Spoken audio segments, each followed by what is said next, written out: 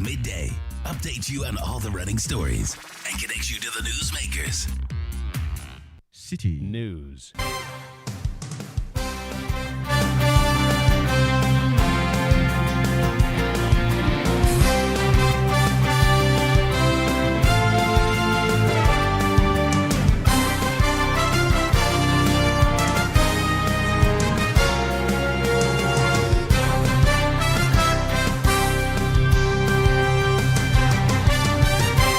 It's midday. Hello, good afternoon, and welcome to the Citi Prime News. We're coming to you live from our studios at number 11, Dr. Martin Loop in Adabraka, Accra. My name is Adjoatin Krama Domina. Coming up, Education Committee of Parliament to embark on a fact-finding mission to senior high schools to verify distribution of over 1 million tablets to students.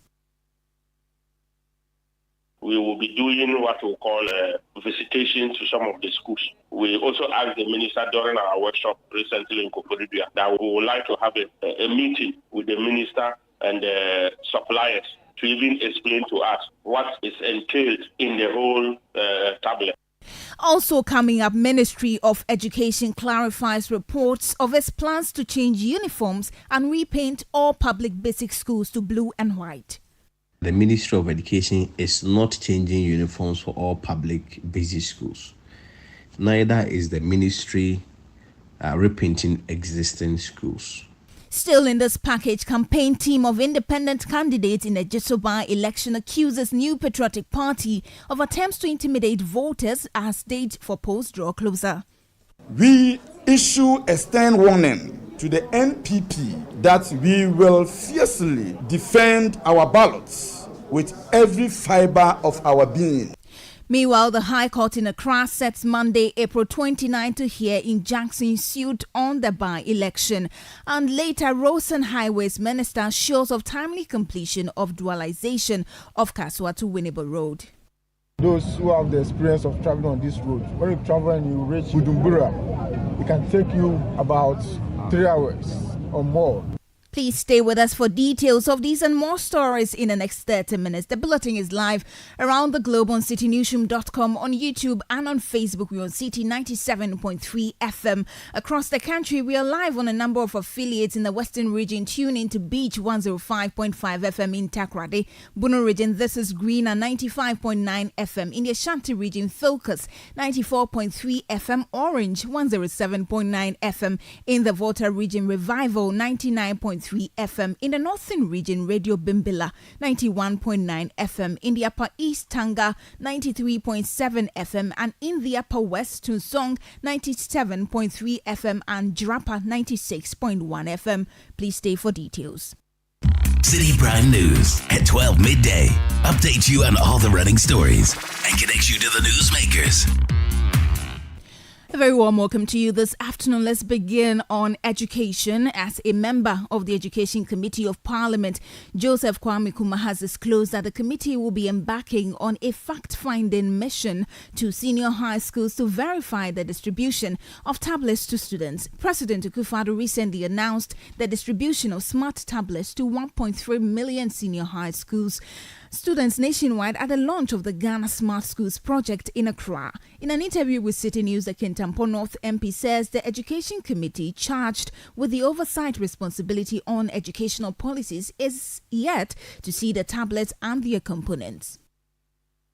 Just for the international news to carry, Ghana government is doing what we are giving tablets to senior high students. Meanwhile, when you come to the ground, it's selective, which is not fair. We are yet as a committee to follow up. We will be doing what we call a visitation to some of the schools. We also asked the minister during our workshop recently in Koforidua that we would like to engage, we would like to have a meeting with the minister and the suppliers to even explain to us what is entailed in the whole tablet. We want to be sure, but to be frank with you, we have not yet seen the product physically as a committee.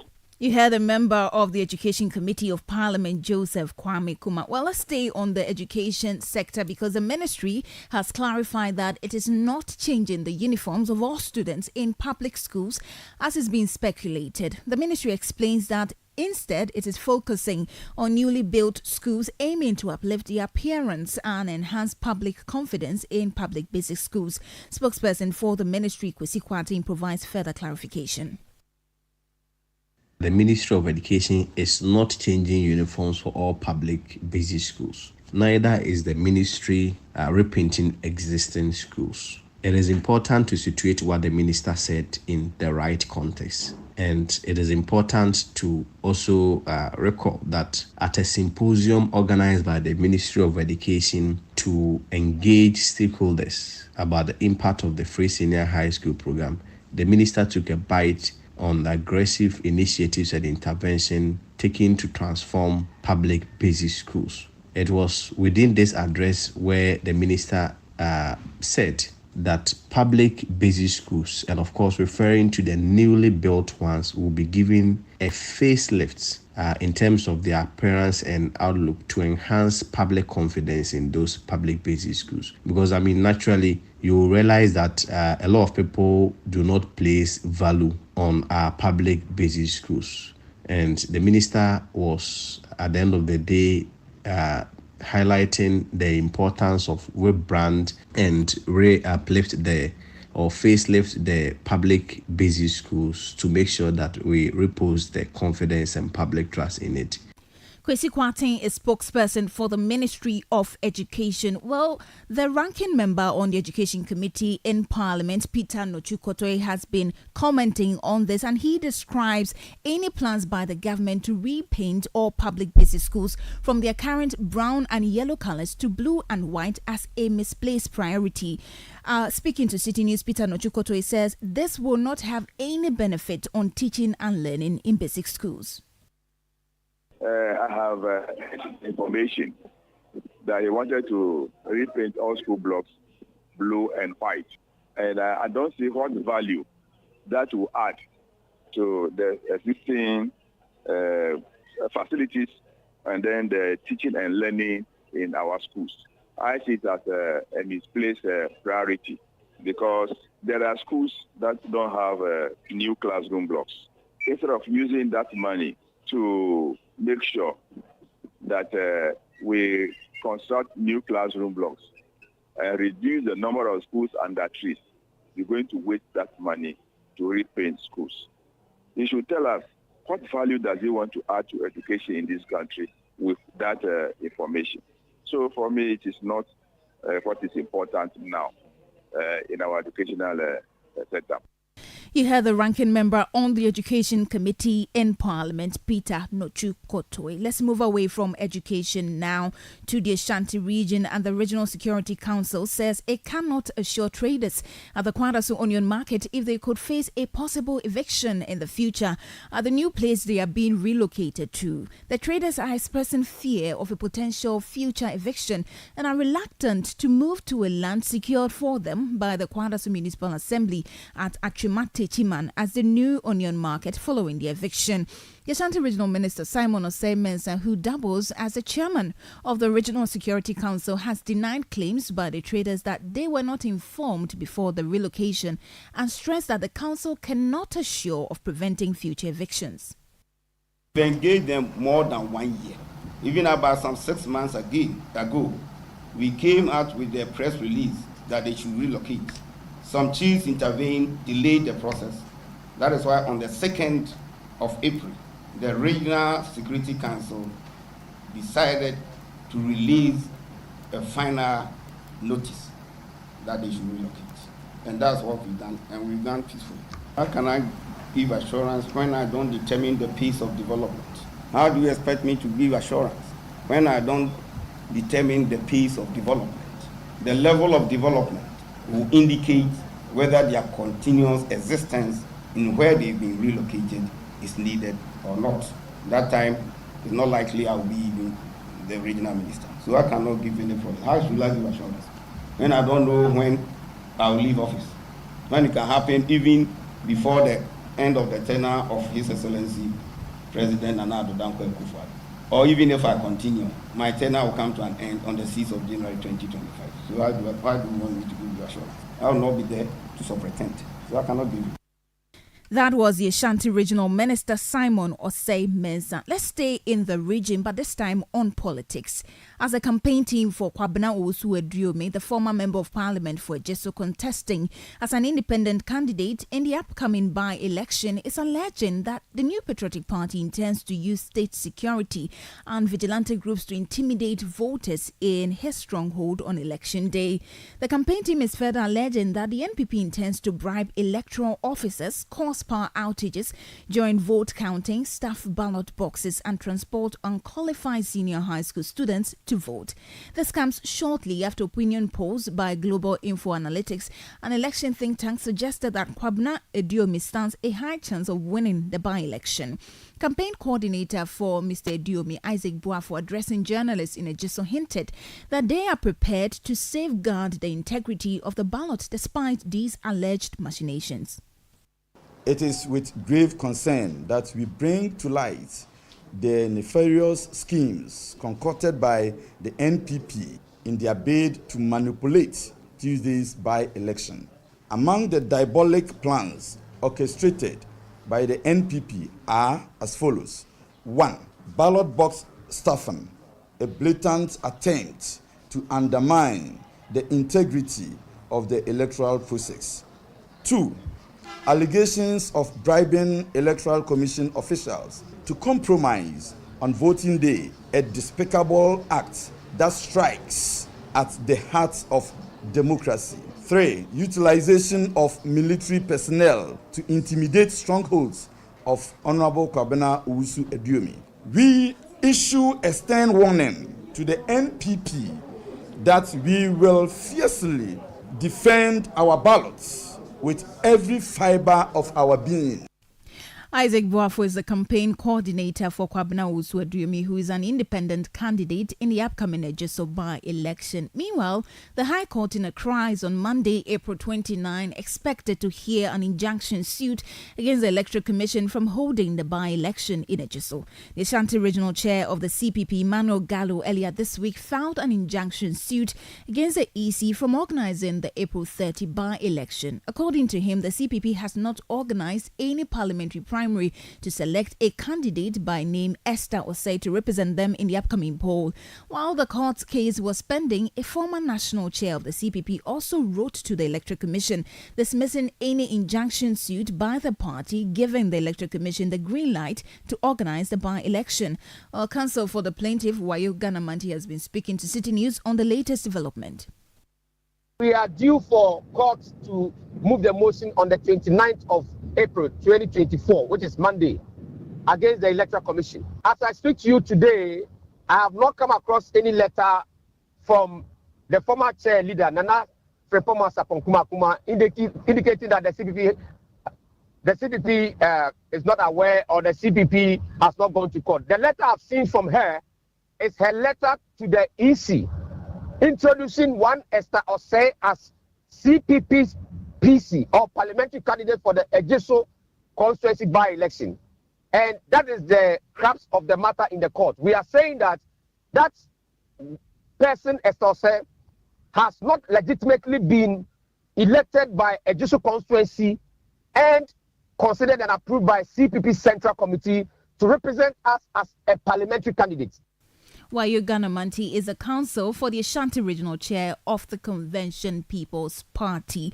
Still in politics, the majority in Parliament has ascribed the National Democratic Congress, the NDC, as a political party with the most corrupt government officials facing trial. The running mate of the NDC, Professor Nana Jane Opoku-Agyeman, during her official outdooring for the 2024 elections, vowed to hold accountable any official involved in the misappropriation of state funds during the Akufo-Addo's administration should her party come to power. On the second deputy majority whip in Parliament, Alexander Jonubwa, and the MP for Akimodan, Alexander Kwesiakwa, have been reacting to the comment.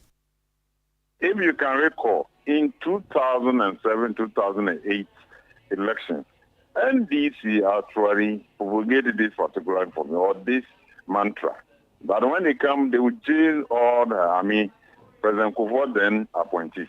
Can you tell me a single person that NDC was able to jail or NDC find guilty in this country? As I'm speaking, they have a lot of cases with former appointees of the former president About 10 of them are in court. Recently, one of them has been jailed. And I can tell you that I support accountability because each and every person that has been given to any appointee in government is supposed to be accounted for, including we, the members of parliament, whatever we have been given to use it in our constituency. We are not afraid. We can account for it. We have placed on record that in this Fourth Republic, the only former government officials who have been tried and sentenced, tried by the court and sentenced to jail are all NDC officials. I mean, the two parties have had their fair share of the governance system in this country. NPP has been on for 2 consecutive times. NDC has been on for 2 consecutive times in this Fourth Republic. But every government official who has been found to be corrupt and has been tried and sentenced is an NDC former official. So what are they talking about? She's not going to win. She should concentrate on what new ideas is bringing. Second Deputy Majority Whip in Parliament Alexander Jonubwa and the MP for Chimoda Alexander Akwesi Akwa. You're still listening to the Citi Prime News. Still ahead, Roads and Highways Minister assures of timely completion of dualization of Kaswa to Winneba Road. Please stay for details. Citi Prime News at 12 midday. Update you on all the running stories and connect you to the newsmakers. Citi TV is live on DSTV, GoTV, and HD+. On DSTV, find us on channel 363. On GoTV, we're on channel 117, and on HD+, get us on channel 108. On a digital TV, run a new search, but take note that without an antenna, you cannot access Citi TV. Citi TV can be accessed on any free-to-air digital box like the GoTV and HD+ boxes. Citi TV, it's your world. Another year is here, and your family radio station 97.3 Citi FM, as part of our Family Month, invites you to the 2024 edition of the Family Consecration Service. Join us as we invite His presence and His blessings and dedicate our lives and our homes to God. Now, through prayer, scripture reading, and a time of worship, we will deepen our relationship with God and strengthen the love within our families. The date is Wednesday, 1st May 2024. The time is 6 a.m. right through till 12 noon. The venue is the Oil Dome Royal House Chapel, Accra. There will also be a time for the renewal of vows for married couples. The 2024 Family Consecration Service is powered by 97.3 Citi FM and supported by Citi TV. Remember, the family that prays together stays together.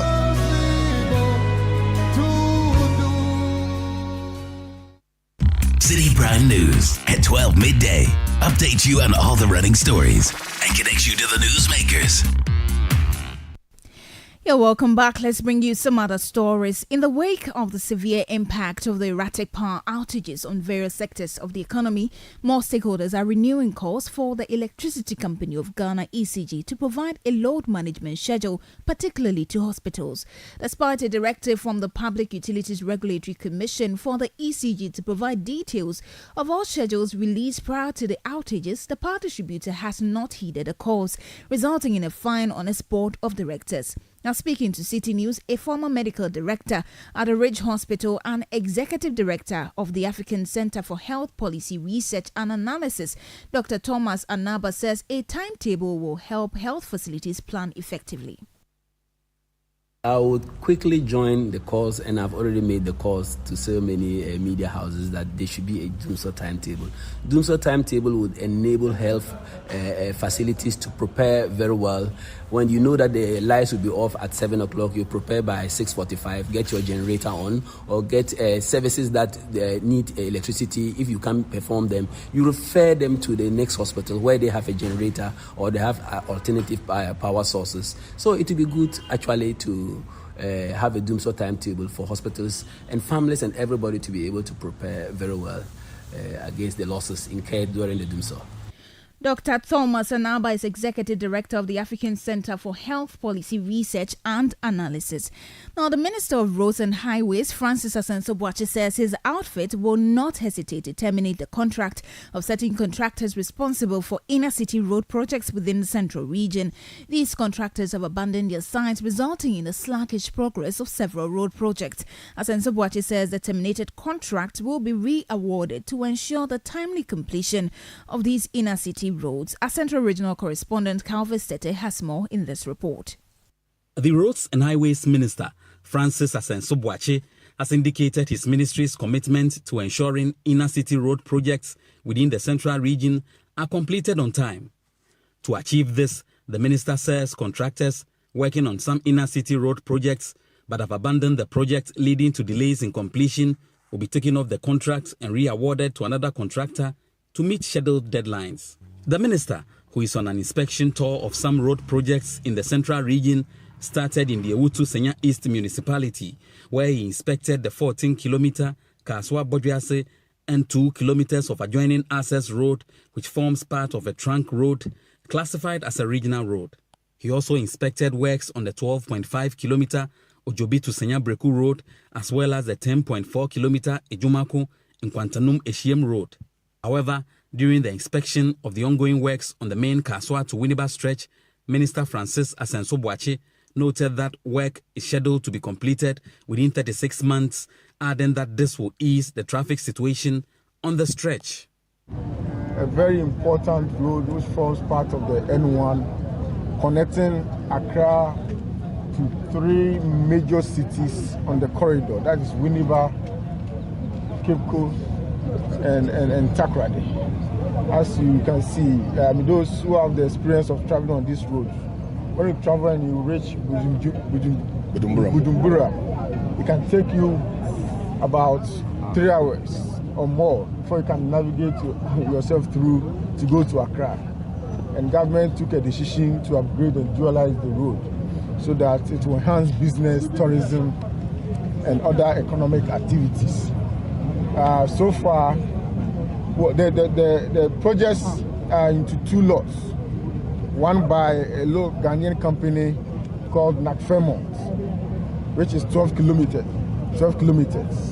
And that 12 kilometers has some very important interventions, including underpass, overpass, and other important structures that will totally transform the road. The other section, the other lot, is from Akoti to Winneba, and that is 18 kilometers. Also by another company, a local company called The Lovely, also another local company. So the project duration is 36 months. The dualization of the Kaswa to Winneba stretch have not gone without a challenge, but the challenges have been surmounted. We also have uncontrolled accesses. There's a lot of urbanization along the corridor.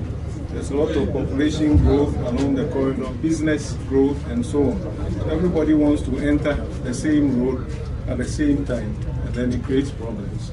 We also have unsafe pedestrian crossings. The communities want to cross from one side to the other.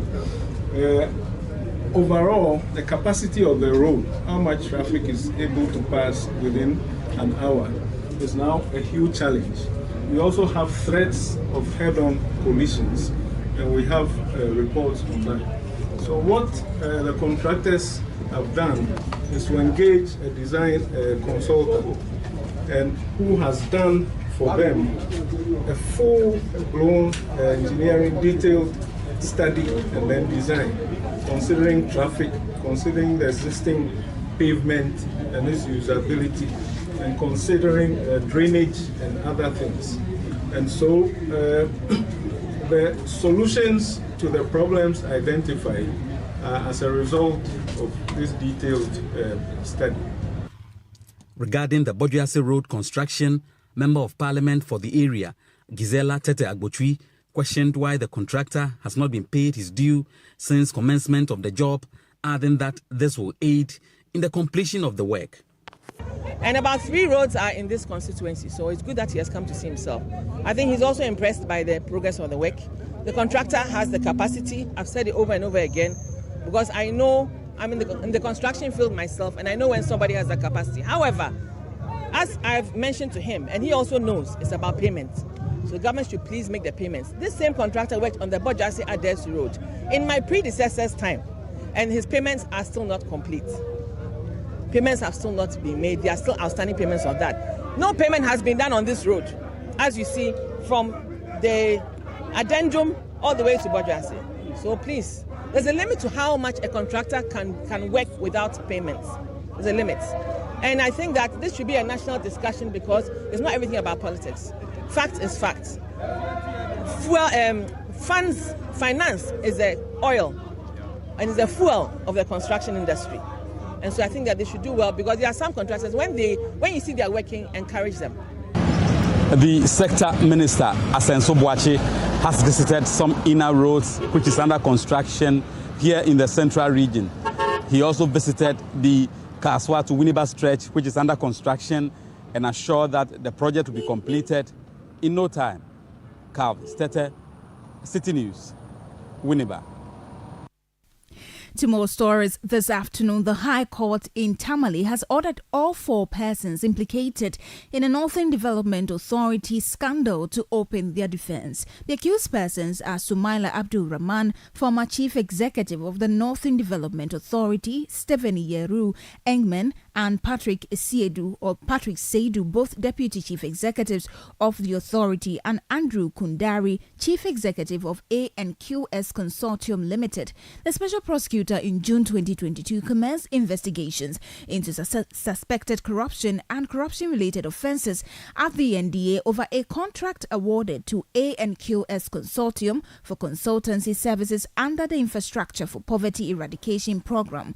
According to the investigative report, Abdul Rahman, Engman, Seidu and Kundari allegedly manipulated the procurement process to benefit A&QS unfairly by inflating the approved contract sum from 5.720 million cedis to 10.4 million cedis without proper authorization. Additionally, Kundari's submission of invoices for the inflated contract sum was deemed fraudulent. Now, they face 11 charges related to corruption and procurement violations in the award of execution of contracts for the NDA. The presiding judge in court today ruled that the state has established a prima facie case against the accused individuals on all 11 counts, compelling them to present their defense.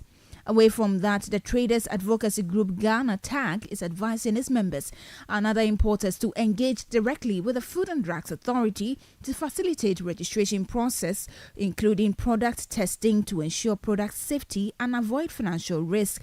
TAG's advice comes in response to reports of obstacles faced by importers leading to financial losses and operational disruptions. In an interview with City News, President of TAG, David Amwate, mentioned that steps are being taken to address these challenges and improve the importation process for merchants. Those who imported those diapers did not know the kind of procedure they have to go through. By this statement, we want to advise our members, any product that you want to import, this is not like a dress or a shoe or that stuff. This needs a special permission. You have to go through a special procedure and process for you to get some certificate before you can import those things. So we are entreating our members to go through those procedures, get those certificates before you import diapers and, let's say, cosmetics and that stuff. David Amwate further added that the Food and Drugs Authority has provided a window period for importers who have had their containers held up to complete their due diligence. Now they have a lot of containers at their disposal. So now the agreement is go through the process and register those products. After registering them and meet the standard, we will allow you to clear. Failure to do that, we won't. That was the president of the Traders Advocacy Group, Ghana, TAG, David Amwating. And that brings us to the end of today's edition of the Citi Prime News, which has been live from our studio in Adabraka, Accra. For more news, you'd want to log on to citinewsroom.com. My name is Adjoa Tenkrama Domina. Thank you so much for your company. Do enjoy the rest of your day.